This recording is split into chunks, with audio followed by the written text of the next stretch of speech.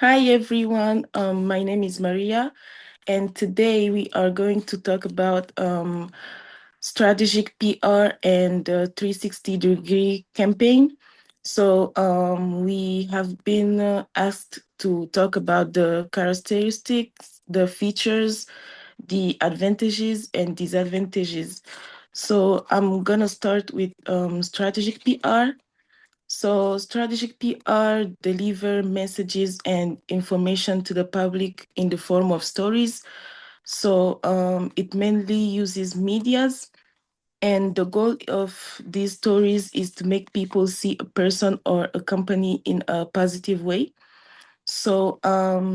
PR teams show journalists something new and interesting about a product, service, or company, and this can change the way a story is told, which can present their client in a more positive way. So we have, for example, the Verizon and Apple case. So in mid 2008, Verizon's PR team sent many emails to tech reporters about issues with iPhones sold by Apple and AT&T. So they would title the emails like another negative iPhone AT&T story, or iPhone down the drain, or iPhone dropping calls like flies. So these stories quickly spread through tech reporters and blogs, bringing attention back to the iPhone's problem. And then in this particular case, Verizon focused on on a strategic PR campaign against Apple's iPhone to change public perception and damage Apple's image. The advantages of strategic PR is that it enhances the client's public image and also build trust and positive connections between organizations and their audiences. So, because strategic PR engages with journalists, influencers, or other medias, it can increase a brand's credibility and its reputation. And then we have the disadvantages. So, even if companies try to change public's perception and control narratives, they don't have the guarantee that it will actually work. Strategic PR doesn't guarantee positive outcomes. And then with strategic PR, a company can spread fake information about another company to damage its reputation. So this is strategic PR. Okay, hi everyone. My name is Andrea Carrigo Demarcus, and I'm going to be talking about 360-degree campaigning, which is basically like a comprehensive integrative marketing or communication strategy that uses multiple platforms and channels to deliver a very consistent message.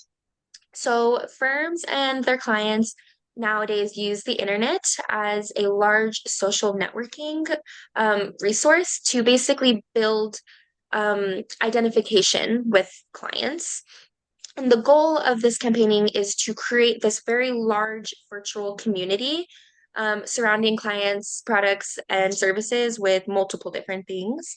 And the 360 degree can present a client's message across a very wide range of media platforms. So that could be like television, radios, just like regular mobile print or regular print, mobile devices, any sort of channel, to create a sense of virtual community.